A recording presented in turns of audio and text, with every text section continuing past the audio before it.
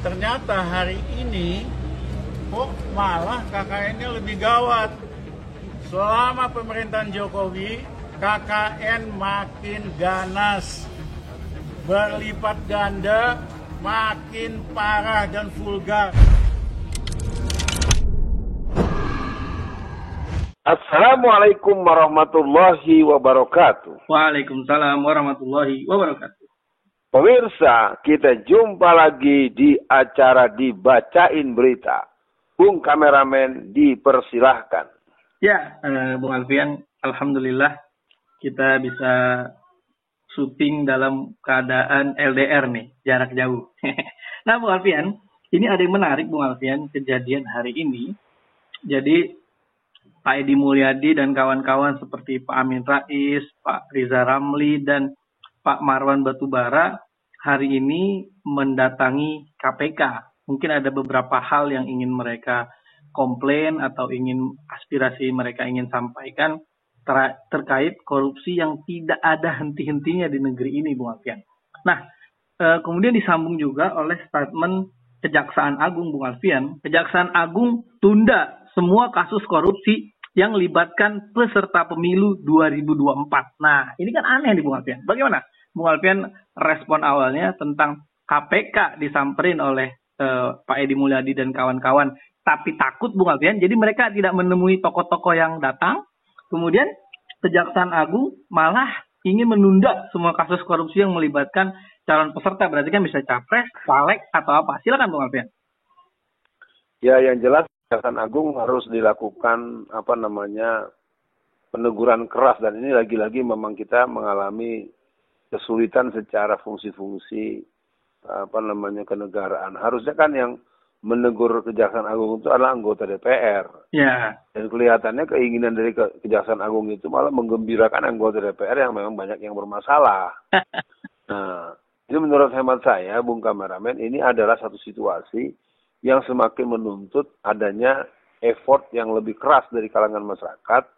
Hari ketika Pak Edi Mulyadi, Pak Marwan Batubara, Pak Amin Rais, dan Pak Riza Ramli melakukan kegiatan itu, mesti ada tindakan lagi dari para tokoh yang lain untuk mendatangi atau melakukan no viral, no justice. Kan itu sebagai pernyataan yang disebut oleh Profesor Denny Indrayana kan. Iya, betul. Artinya situasi yang sedang kita bicarakan dengan kedatangan Edi Mulyadi, Pak Edi Mulyadi, Pak Marwan, Pak Amin, dan Pak Riza Ramli ke KPK ini harus juga ditindaklanjuti secepatnya bagaimana mensikapi Kejaksaan Agung atau mensikapi kelembagaan-kelembagaan yang lain.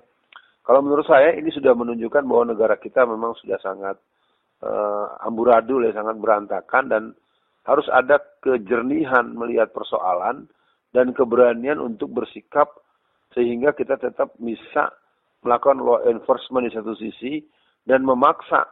Ya, menurut saya Kejaksaan Agung mestinya bukan begitu. Harusnya dia menyegerakan. Kan DPT belum, DCT belum. Justru orang tersebut segera untuk dibatalkan. Iya. Dibatalkan demi hukum dari segi pencalonan mereka. Kan mumpung masih daftar calon sementara, masih daftar pemilih sementara, kan belum ada. Yang namanya presiden saja kan baru bulan Oktober lagi nanti. Yang namanya DPT, DCT kan memang belum dalam bentuk DPT itu kan daftar pemilih tetap. Katakanlah kalau pemilih tetap itu masyarakat umum. Kalau DCT kan daftar calon tetap, itu kan belum juga menjadi sebuah hal yang terpublis. Justru Kejaksaan Agung melakukan tindakan yang menurut saya ya sangat memalukan, memilukan, dan sangat menjijikkan. Kelihatannya ya harus dilakukan tindakan-tindakan yang sama. Kalau katakanlah ketika Pak Edi Mulyadi dan kawan-kawan mendatangi KPK, berarti harus ada yang mendatangi Kejaksaan Agung. Iya. Dan itu orangnya bisa yang sama atau orang yang lain. Dan ini mungkin, Bung Kameramen, salah satu situasi yang sempat membuat saya melihat bahwa kita memang mengalami krisis aspek kelembagaan dengan fungsi-fungsinya.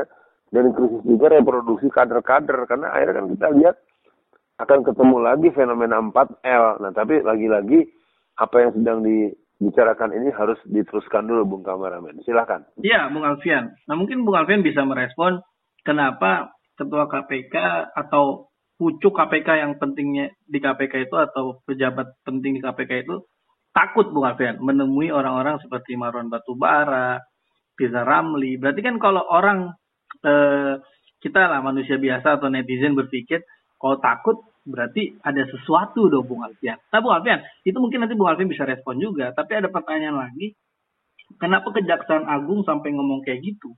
Apakah mungkin Bung Alfian ini ingin melindungi misalnya pelaku koruptor atau pelaku korupsi EKTP misalkan? Atau ingin melindungi caleg-caleg lain dari partai tertentu yang mungkin memang menjadi sarang maling Bung Alfian. Karena nanti ada berita lanjutan setelah Bung Alfian respon, saya akan bacakan berita lagi yang lebih mengejutkan. Silakan Bung Alfian. Ya yang jelas Kejaksaan Agung itu bukan melindungi, tapi dia dipaksa untuk melakukan proteksi gitu ya terhadap hal tersebut. Nah tadi kan sempat tersebut, kenapa mereka takut? Sebetulnya kan yang dibawa oleh bapak-bapak kita itu, Pak Amin Rais dan kawan-kawan kan dia mempertegas kasus Presiden yang pernah dilaporkan oleh Ubadillah Badrun. Nah, ini sebenarnya sudah menjadi satu hal yang sangat mencolok. Jadi kalau boleh dibilang kasus yang disampaikan Ubadillah Badrun ini adalah sesuatu yang terang benderang.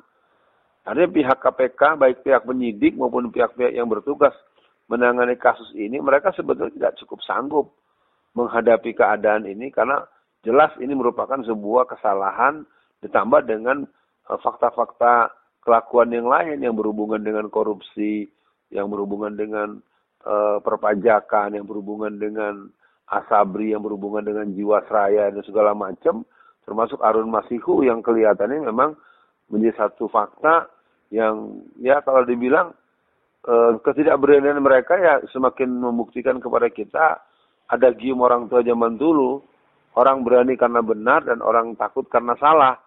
Jika kesalahan itu terlalu banyak dan mereka tidak punya alasan, paling-paling ujung-ujungnya mereka akan mengkriminalisasi lagi dari empat orang ini. Paling begitu kelakuan yang akan kita lihat. Semoga semua kita punya keberanian untuk mengejar orang-orang yang berbuat jahat itu agar mereka juga bisa tahu diri dan bisa dibikin ciut nyali. Begitu Bung Kameramen. Ya Bung Alfian, menjelang atau di akhir sesi kali ini Bung Alfian. Ada yang menarik nih Bung Alfian yang tadi saya sampaikan. Kan belakangan ini kita lihat ya, situasi politik semakin memanas ditambah banyak anggota dari PDIP yang ditangkap kasus inilah, bansos lah, macam-macam lah. Nah ternyata di hari ini Bung Alfian, tanggal 21 Agustus 2023, itu ada diberitakan oleh Detik Jateng, judulnya adalah Megawati ungkap minta Jokowi bubarkan KPK, gegara dinilai tak efektif. Wah, saya kekhawatiran saya adalah kalau anggaplah memang KPK hari ini belum baik banget ya Bung Alfian. Tapi kalau KPK dibubarkan, saya khawatir kasus korupsi besar-besar yang belum terungkap sampai hari ini itu malah jadi hilang Bung Alfian. Atau mungkin Bung Alfian punya pandangan lain dan untuk akhir sesi, silakan Bung Alfian. Ya yang jelas kita tetap akan menanyakan klausul atau konsideran dari Bu Megawati. Kenapa dia bisa membubarkan? Pembubaran itu kan mesti punya dasar alasan. Itu yang kan dikejar. Jadi gini Bung Kameramen ya. Dalam konteks korupsi di negara kita ini, orang-orang yang jadi nomor satu di negeri kita itu boleh dibilang 99% memang bermasalah. Coba ditarik. 6,7 triliun Bank Senturi, siapa yang paling kena di kepalanya? Pasti akan diketahui siapa-siapanya. BLBI siapa yang kena? Sebenarnya perbincangan kita ini perbincangan yang sangat mempertegas bahwa menghadapi pemilu 2024, maka pilihan kita memang harus bisa dipastikan, memastikan, memberanikan, dan berjuang total untuk memenangkan orang yang tidak akan melanjutkan agenda daripada rezim yang hari ini. Baik yang terang-terangan langsung maupun orang yang seolah-olah patriotik tanda kutip gitu Bung Kameramen. Pemirsa, kita memang berada pada satu negeri kita yang semakin hancur-hancuran, tapi sebagai orang yang beriman, kita tidak boleh kehilangan harapan, tidak boleh kehilangan optimisme, tidak boleh kehilangan asa. Yang jelas, mari kita terus menggelorakan perjuangan jihad konstitusi, menjaga NKRI yang beribu kota Jakarta Raya. Assalamualaikum warahmatullahi wabarakatuh.